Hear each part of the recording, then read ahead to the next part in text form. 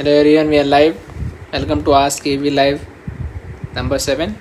So today we will talk about the release highlights and upcoming launches for the week. I am going ahead and starting with the release highlights. So we already saw the release of Moto G22, a Motorola phone which comes with Android 12 6.5-inch IPS LCD display, 50 megapixel quad camera setup. It is priced at 10,000 and it's a good phone for 10,000 budget.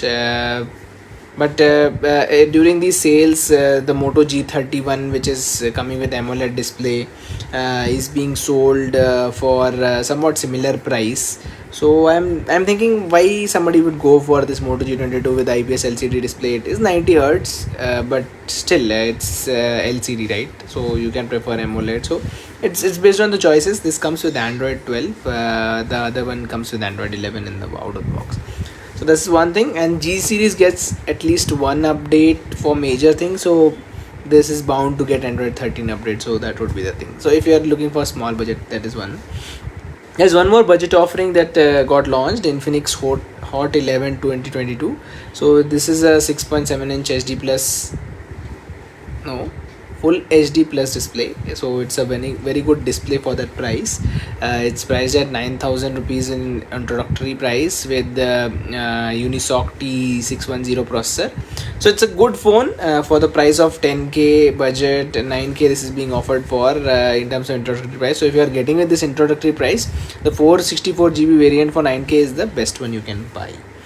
Let's go with the next one. We also saw Oppo's phone getting released. Oppo F21 Pro got released this week. It comes with a very good selfie camera, and it comes with 90 Hz AMOLED display and a Snapdragon processor. So that was another highlight. With this one big highlight, there was a Realme event. I am not sure I spoke about it or not. Realme launched Realme GT2 Pro. It is their Snapdragon 8 Gen 1 processor phone. So this was the phone that got launched in other countries, but in India it was not launched. So it was released for 50k, coming with a discount of SBI credit card of 5k. But yes, there is another big offering in this. Like you are getting a Realme Watch S for rupees 1 only. So it's like net 10k discount you are getting. Plus you are also having an exchange offer of up to 5,000 rupees additional. So if you are thinking of buying a pro phone, you can go for it. It also comes with few shortcomings, it does not come with water assistance, so there is no IP rating, and it is not supporting wireless charging. So this is one of the things, but the good things about it is it comes with LTPO2 panel. LTPO2 is nothing but your display can go up to 1 Hz, and it is very optimized in this phone, similar to how Samsung displays are optimized. So that is one thing about the GT2 Pro. And within the same launch, there was Realme Book Prime also got launched, which came with the Intel 11th generation S35 processor. I don't know why Realme launched this now. I think it is a delayed point of having this, because already 12th generation processor laptops are coming in. But why did they launch this one now? I don't know. And it is slightly overpriced according to me in that case, because for 58k you are getting the same laptop, similar laptop from Xiaomi at 54k in terms of these offers. And this is also 58k only in the offer state. It's not the real one at 58k. So that's another thing I saw. I see few of the viewers have joined. Let us try to add a few of the people if they want to join in. So let us see if how many people are live. We see few people are live now.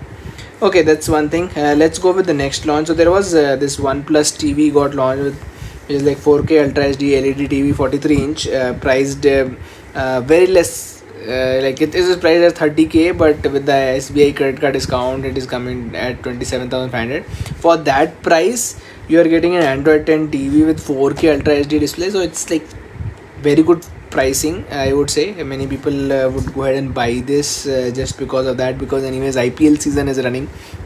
So it's a good television you can buy for the pricing. There are Samsung and a Sony displays also, like the televisions are there. I saw the Crystal 4K TV of Samsung being listed for similar to 40K or so you can check that out, but this is like very well priced, I would say. The similar one in Samsung with Tizen OS is being coming through at somewhat near to 37K. It's good for that price also, but still it's expensive compared to OnePlus, right? So if you're looking for a budget TV for 43-inch, this is the best you can buy for. Then let's talk about the upcoming launches quickly. Some of them are this month, some of them are next month. So let's start with the coming ones which are already listed on Amazon page. OnePlus Nord CE2 Lite. So that one and the OnePlus 10R will be launched in a event on 27-28th April next week probably. So we will be talking about it next week only when they are launched. Their hype is like OnePlus Nord CE2 Lite is going to be the cheapest OnePlus phone that will be available under 20K. It is expected to come with Snapdragon 695, very common processor for under 20K. And some more good things about OnePlus will be there in that, like let's see what it has to offer with. Some of the things will be revealed maybe tomorrow and day after tomorrow, and I'll be keeping you posted on that. Next one is OnePlus 10R, which will be launched with the MediaTek Dimensity 8100 processor. It's a very good processor.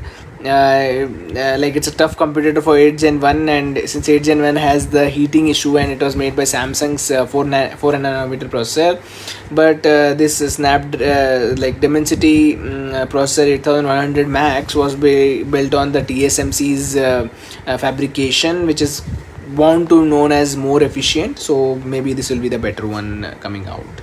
Then we are expecting Xiaomi 12 Pro launch, also the flagship series of Xiaomi, which will come again a Snapdragon 8 Gen 1. This is similar to the GT2 Pro, so it's like a competition to GT2 Pro from Xiaomi side. That will be launched on 27th April. The event is there. I will be keeping you posted on the 27th April event.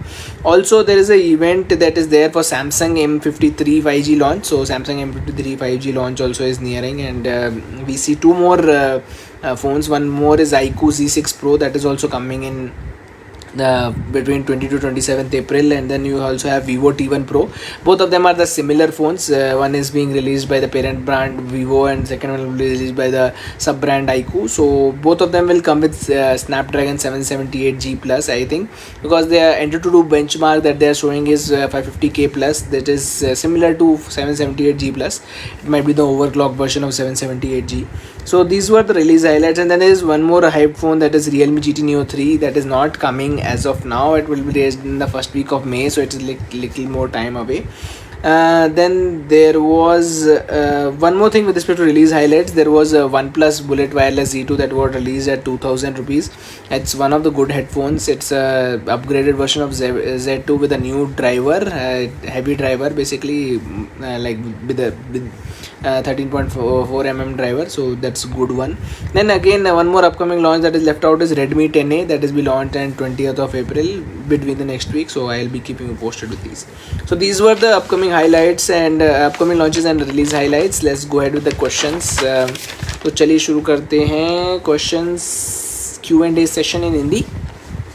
चलिए, तो पहला question जो मेरे को बहुत लोग पूछ रहे थे कि काफ़ी सारे यूट्यूबर्स इस चीज़ के बारे में बात नहीं कर रहे हैं कि Xiaomi और पोको जो फ़ोन्स नए आ रहे हैं उनमें जो नया अपडेट आता है एंड्रॉयड का, जैसे कि एंड्रॉयड 12 अभी आया हुआ है, काफ़ी सारे लोगों को MIUI 13 का अपडेट मिल रहा है, तो वो बहुत सारे बग्स के साथ आ रहा है. कई लोगों का Redmi Note 10 Pro है, कई लोगों के जो पोको X3 वगैरह है, X3 Pro वगैरह, उनका कैमरा क्रैश हो रहा है. तो ये Xiaomi की बग्स वाली सिचुएशन तो बहुत पहले से थी, ठीक है ना, तो इसमें कोई नई चीज़ नहीं है.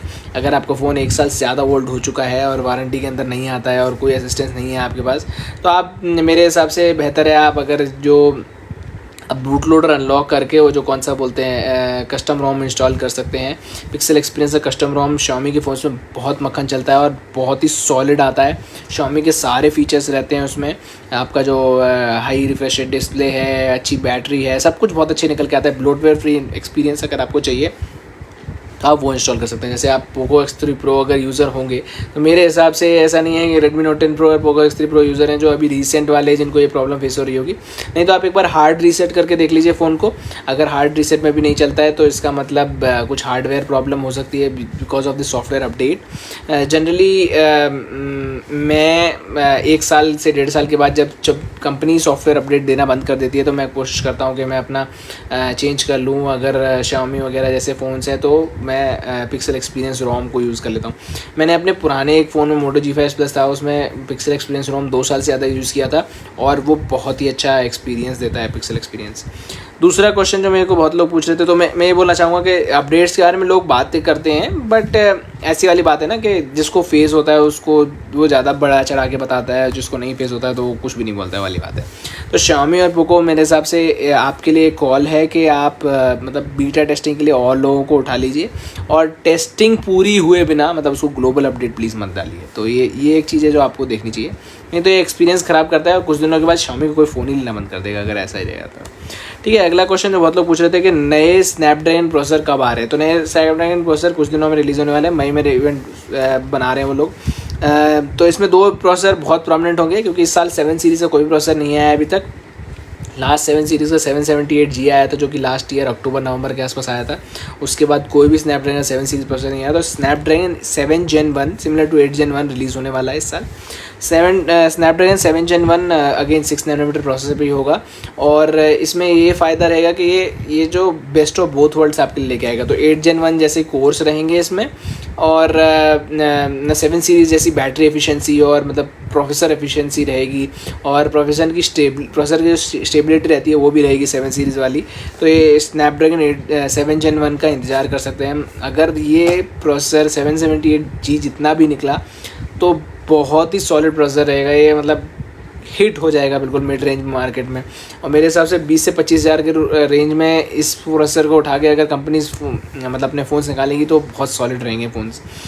और सुनने में ये भी आ रहा है कि नथिंग फ़ोन 1 जो नथिंग कंपनी की तरफ से आने वाला है वो भी इसी प्रोसेसर पे आ सकता है। तो मतलब सुनने वाली बात है बस, और कुछ नहीं है। दूसरा 8 Gen 1 Plus भी आ सकता है, स्नैपड्रैगन 8 Gen 1 Plus। अब पहली बार ऐसा होगा कि जो प्लस वेरिएंट हमेशा ऐसा होता था कि मतलब ओवरक्लॉक वेरिएंट होता था या मतलब ज़्यादा कोर वाला वेरिएंट होता था हमेशा, बट इस बार पहली बार ऐसा हो रहा है कि 8 Gen 1 Plus under clogged variant आएगा और इसमें हीटिंग इश्यूज़ नहीं देखे जाएंगे। और ये देखते हैं क्या होता है। ये TSMC की प्रोसेसर पे बनने वाले हैं दोनों के दोनों। स्नैपड्रैगन ने मतलब सैमसंग की प्रोसेस को बिल्कुल ही हटा दिया है। मतलब 8 Gen 1 भी नया कोई भी नहीं आने वाला है, जो भी पुराने रिलीज फ़ोन है वही 8 Gen 1 के साथ आने वाले हैं। आगे जो भी फ़ोन आएंगे वो 8 Gen 1 Plus के साथ आएंगे। तो आप इंतजार कर सकते हैं, बहुत अच्छा प्रोसेसर होने वाले हैं, मई में रिलीज़ होने वाले हैं। अगला क्वेश्चन है कि should I wait to buy a phone for 20,000, मतलब क्या मुझे इंतजार करना चाहिए 20,000 के फ़ोन के लिए या ऑलरेडी मार्केट में 20,000 के लिए फ़ोन है, मेरे को 20,000 में फ़ोन चाहिए। तो इसके लिए एक बहुत सीधा सा आंसर मैं बता सकता हूँ कि अगर आपको 20,000 रुपये का फ़ोन चाहिए और आप कुछ दिन वेट कर सकते हो तो 20 से 25,000 के रेंज में एक iQOO Z6 Pro रिलीज़ होने वाला है। उसका प्राइसिंग देख लीजिए, अपने हिसाब से ले लीजिएगा। नहीं तो अगर आप स्टॉक एंड्रॉइड यूज़ करते हैं तो मोटो G71 उठा लीजिए 20,000 के नीचे। अगर आप Realme या Xiaomi को पसंद करते हैं तो Redmi Note 10 Pro ले सकते हैं आप, 15,000 के आसपास मिल रहा है सेल वगैरह में। और अगर आप Realme यूज़ करना चाहते हैं तो Realme 9 Pro ले सकते हैं, कैमरा के साथ अच्छा 9 Pro Plus 20 से 25,000 के बीच में आते हैं सब फोन्स, तो ये उठा सकते हैं। Realme 9 मत लीजिएगा 5G वाला, Realme 8 4G ले सकते हैं अगर आपका बजट 10 से 15,000 रुपये के बीच में है तो वो भी देख सकते हैं। अगला क्वेश्चन जो लोग पूछ रहे थे, बेस्ट ऑफर या best camera phone under 20,000। So best camera phone मैं अगेन वही बताने चाह रहा था, Realme 9 Pro या Realme 9 Pro Plus ले सकते हैं। कैमरा दोनों का अच्छा है, कैमरा का आउटपुट भी दोनों का अच्छा है, लेकिन वीडियोग्राफी Realme 9 Pro की बहुत बकवास है क्योंकि वो Snapdragon 695 के साथ आता है, लेकिन 9 Pro Plus की उसी हिसाब से बहुत बढ़िया है क्योंकि वो Dimensity 900 प्रोसेसर के साथ आता है। अगला क्वेश्चन काफ़ी लोग पूछे थे कि बेस्ट स्मार्टफोन अंडर 25,000 कौन सा आप बताएंगे। तो बेस्ट स्मार्टफोन अंडर 25,000 अगर आपको कैमरा बहुत ही अच्छा चाहिए वीडियोग्राफी के साथ तो आप 9 Pro Plus ले सकते हैं। 22,000 से लेकर 28,000 के बीच में मिल रहा है ये फ़ोन, बहुत ही सही फ़ोन है। अगर आपको लगता है कि नहीं भाई मैं Realme में इतना स्पेंड नहीं करना चाहता, तो आप OnePlus में ले सकते हैं। OnePlus Nord 2C 5G भी सेम ही प्राइस में है, 22,000 से 25,000 के बीच में। ये भी बहुत सॉलिड फ़ोन है, इसको भी उठा सकते हैं आप। और अगर 25,000 की रेंज में आप इंतजार कर रहे हैं, तो 20 से 25,000 की रेंज में कुछ दिन और इंतजार करेंगे तो M53 5G आ रहा है। ये भी Dimensity 900 के साथ रिलीज़ होने वाला है, और ये भी मतलब सिमिलर फ़ोन होगा 9 Pro Plus की तरह। ठीक है, अगला क्वेश्चन जो बहुत लोग मेरे से पूछ रहे थे कि चार्जर क्यों बाहर निकाल दिया बॉक्स में से, और जो काफ़ी सारी कंपनी जिन्होंने चार्जर बॉक्स में बाहर निकाल रखा है। अगर मेरा फ़ोन, मैंने कोई भी एक चार्जर ख़रीद लिया और मेरा फ़ोन ख़राब हो जाता है, तो क्या कंपनी वारंटी में कवर करेगी? तो इसके लिए बहुत सीधा सा आंसर है कि कंपनी अपनी पल्ला इस बात से झाड़ लेगी कि मतलब अगर आपने चार्जर कंपनी का यूज़ नहीं किया है, तो ये बोल देंगे कि आपने कंपेटेबल चार्जर यूज़ नहीं किया, इसलिए आपका फ़ोन ख़राब हो गया, इसलिए आपकी वारंटी कवर्ड नहीं है। तो आप कोशिश कर सकते हैं कि जो कंपनी की तरफ से चार्जर मिलते हैं उन्हीं को ले लीजिए, या पुराना सैमसंग का चार्जर अगर पड़ा है तो सैमसंग का चार्जर उठा लीजिए, क्योंकि सैमसंग और एप्पल ही दो ही ये कंपनी है अभी तक जिन्होंने चार्जर बॉक्स में से निकाला है। अगली कंपनी शायद Xiaomi और Realme में भी हो सकती है, देखते हैं क्या होता है आगे। बट मेरे हिसाब से ये बहुत अच्छा ट्रेंड नहीं है, बहुत ख़राब चीज़ है ये। अगला सवाल जो मेरे से बहुत लोग पूछ रहे थे वो है कि Redmi Note 12 सीरीज़ कब आने वाली है? Redmi Note 11 ही अभी आई है, Redmi Note 12 के लिए बहुत जल्दी हो रहा है। तो Redmi Note 12 चाइना में जून जुलाई के बीच में लॉन्च होने वाला है, और इंडिया में जल्दी आ सकता है कि दिवाली से थोड़ा दिन पहले रिलीज़ हो जाएगी। सितंबर अक्टूबर में रिलीज़ होती है, तो उस समय हो सकती है रिलीज़। अगला सवाल जो मेरे को बहुत लोग पूछे थे कि Samsung M53 5G किस तरह का फ़ोन रहेगा? तो Samsung M53 5G एक बहुत ही अच्छा फ़ोन रहेगा मेरे हिसाब से। M52 का रियल सक्सेसर होगा वो। बस ये देखना है कि प्राइसिंग किस तरह रखता है Samsung। 20 से 25,000 में अगर रखा तो मतलब बिकने वाला फ़ोन हो जाएगा सैमसंग का, क्योंकि वो Android 12 के साथ आएगा 4.1 के साथ। क्या बोलते हैं आपका One UI OS 4.1 के साथ 120 Hz एमोलेड डिस्प्ले के साथ आने वाला है ये, और Dimensity 900 प्रोसेसर तो मैं बता ही चुका हूँ पहले ही। तो ये बहुत ही अच्छा एक सॉलिड फ़ोन रहेगा 6000 mAh बैटरी के साथ। Realme 9 Pro Plus का टफ कंपटीशन रहेगा ये। तो OnePlus Nord C2 और Realme 9 Pro जो कोई भी लेने वाला था, कुछ दिन और इंतजार कर लीजिए। अगर ये सैमसंग का फ़ोन अगर 20 से 25,000 के बीच में रिलीज़ होता है, तो ये बहुत सॉलिड डील हो जाएगी। मतलब सैमसंग 4 साल का अपडेट गारंटी कर रहा है, 3 साल तो मिल ही जाएगा M सीरीज़ में। तो देख सकते हैं आप आगे सोच के लेना चाहें तो। अगला क्वेश्चन है कि Realme में अगला बड़ा डिस्काउंट कब मिलने वाला है? तो काफ़ी सारे लोग इस चीज़ के लिए मेरे पास बहुत पूछते रहते हैं कि Realme में कभी 10,000 का डिस्काउंट मिलता है, कभी 8,000 रुपये का डिस्काउंट मिलता है, कभी 12,000 का डिस्काउंट मिलता है किसी किसी फ़ोन्स में। तो GT Neo 2 या Realme GT Master Edition या X7 Max के लिए बहुत लोग मेरे से पूछ रहे थे कि कब अगली सेल Realme कैसे आने वाली है। तो मैं ज़रूर बोलूँगा कि Realme का कुछ सेल तो आएगी ही। इस चीज़ तरह के डिस्काउंट मिलेंगे कि नहीं वो पता नहीं, बट Realme डेज़ कुछ दिनों में आने वाला है, मई फर्स्ट वीक के आसपास एक्सपेक्ट कर सकते हैं। और एक और चीज़ देखने में आई कि जो Realme का जो बड़ा डिस्काउंट है ये हो भी सकता है कि GT Neo 2 के लिए आ जाए, क्योंकि GT Neo 3 सीरीज़ लॉन्च होने वाली है। तो हो सकता है ये GT Neo 2 को सस्ते में बेचने लग जाए, ख़त्म होने जाए। क्योंकि Realme की कहानी रही है कि जो नई सीरीज़ आने वाली होती है तो पुरानी सीरीज़ को सस्ते में बेच के जल्दी जल्दी ख़त्म करना चाहते हैं, फिर जल्दी जल्दी से नई सीरीज़ को ज़्यादा सस्ते में बेचना शुरू कर देते हैं। पता नहीं कैसे चलती है कंपनी, बट जो भी है डिस्काउंट मिल रहा है तो बढ़िया तो हमारे लिए ही है। अगला क्वेश्चन जो बहुत लोग मेरे से पूछे थे कि बेस्ट फ़ोन अंडर 15,000 कौन सा ले सकते हैं? 12 से 13,000 रुपये का बजट है, क्या फ़ोन ले सकते हैं? तो मेरे हिसाब से 3 ऑप्शन है आपके पास 12 से 13,000 के बजट के लिए। अगर आप Xiaomi या MI का फ़ोन ले सकते हैं तो Note 10S उठा लीजिए। 464 GB वेरिएंट इसका आपको नेट मिल जाएगा आपको 10 से 12,000 रुपये के बीच में, डिस्काउंट्स के साथ सारी सेल्स वगैरह में। और अगर आप अमेज़न से ख़रीदेंगे तो अमेज़न से 6 month 1 time screen replacement free में मिल जाएगा। अगर आप फ्लिपकार्ट से ले रहे हैं तो अलग से परचेज़ करना पड़ेगा, 1 टाइम ही मिलेगा लेकिन कवर। और दूसरा फ़ोन जो मैं बता रहा हूँ वो बहुत सही है, वो है Realme 8 4G ले सकते हैं। अभी भी Realme 8 4G बहुत सही फ़ोन है। Realme 8 4G उठा सकते हैं, 11,500 रुपये 12,500 रुपये में मिल रहा है। 4128 628 ये बहुत सही प्राइस है उसका। अगर आपके पास कोटक का या एक्सिस का कार्ड नहीं है तो आप इसको 1,000 और एक्स्ट्रा में भी ले सकते हैं, तब भी ये सही डील है। 12,500 रुपये में आपको बेस्ट एमोलेड डिस्प्ले मिल रहा है 60 हर्ट्ज का with in display fingerprint scanner, और 64 मेगापिक्सल कैमरा के साथ आता है ये। और मतलब बॉडी भी सही है, कॉम्पैक्ट डिज़ाइन, 6.43 इंच वगैरह सब कुछ रहता है, तो ये उठा सकते हैं। इसके अलावा बहुत ही अच्छा एक स्टॉक एंड्रॉयड फ़ोन भी है इस रेंज में, Moto G31, जो कि कितना 12-13 हज़ार के रुपये के बीच में मिल रहा है विद 128 GB वेरिएंट 12,000 से ऊपर है और 11,000 के आसपास 464 GB वेरिएंट है। तो ये बहुत सही फ़ोन है। ये भी एमोलेड डिस्प्ले के साथ आता है Moto G31 और ये G सीरीज़ है तो एक अपडेट तो मेजर मिल ही जाएगा। तो बहुत ही सही है, ये फ़ोन उठा सकते हैं आप। चार्जर भी बॉक्स में आता है 30 वाट का, तो आप ये ले सकते हैं। इसके अलावा एक स्पेशल मेंशन था Redmi Note 10 Pro। कई लोग पूछ रहे थे कि Redmi Note 10 Pro 14,000-15,000 रुपये के मिल रहा है, अभी तो लेना चाहिए कि नहीं लेना चाहिए। अगर आपको हार्डवेयर एक्सपीरियंस बेस्ट चाहिए 15,000 के नीचे, तो मेरे को नहीं लगता है कि इतना अच्छा हार्डवेयर एक्सपीरियंस कोई भी दे रहा है। मैंने भी एक लिया था Redmi Note 10 Pro 6128 GB के साथ। बहुत ही सही फ़ोन है। Android 12 अपडेट आ चुका है इसमें। ये MIUI 13 के साथ आ चुका है। कोई बग्स मेरे को दिखा नहीं है। कई लोग बोल रहे थे कि Xiaomi में MIUI 13 में फ्रंट कैमरा काम करना बंद हो गया है, बट मेरे को ऐसा कुछ लगा तो है नहीं, क्योंकि मैंने रिसेंटली लिया था तो मैंने पहले अपग्रेड कर लिया फुल्ली और सेटअप बाद में किया, तो हो सकता है इसलिए फ़ायदा हो रहा हो। बट हाँ, थोड़ा सा स्लो और बगी तो है MIUI 13 का अपडेट जो है। हो सकता है Xiaomi अगले कोई अपडेट्स में इसको ठीक कर दे, बट मेरे हिसाब से अपडेट्स तभी करने चाहिए। तो यही थे मेरे आज के सवाल। Thank you very much join करने के लिए। आज के भी लाइव यहीं तक रहता है, अगले हफ्ते मिलेंगे संडे को। आप बताइए किस टाइम में आप चाहते हैं, और ज़्यादा से ज़्यादा लोग जुड़ेंगे तो और ज़्यादा अच्छा लगेगा मेरे को। यूट्यूब पे भी देख सकते हैं, काफ़ी सारे फ़ोन्स जो मैंने बताए थे उनकी लिंक भी दे दूँगा मैं यूट्यूब पे, तो आप वहाँ पे भी देख सकते हैं। Thank you very much join करने के लिए।